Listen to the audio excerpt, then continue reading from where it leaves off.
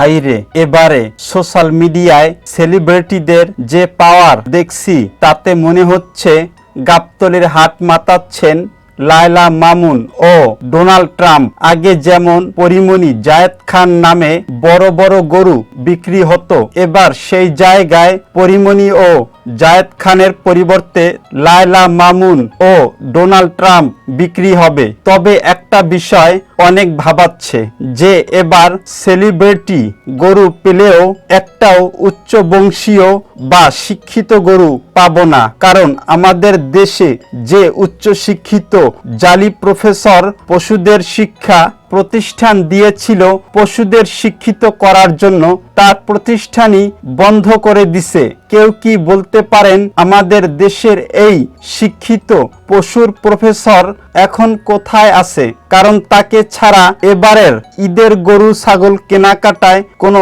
আনন্দ খুঁজে পাচ্ছি না। তবে এবার উচ্চ বংশীয় গরু না পাওয়া গেলেও সেলিব্রিটি গরু পাওয়া যাবে।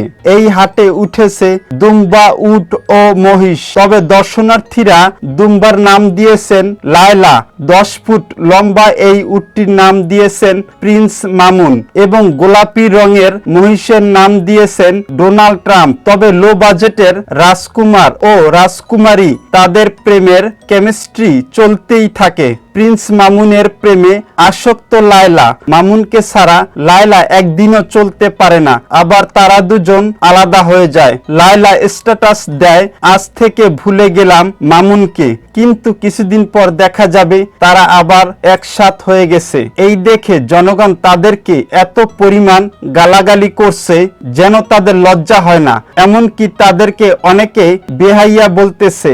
আরেকজন হচ্ছে আমেরিকার প্রেসিডেন্ট ডোনাল্ড ট্রাম্প। তিনি তার বিভিন্ন কর্মকাণ্ডের জন্য বিতর্কিত হয়ে থাকেন।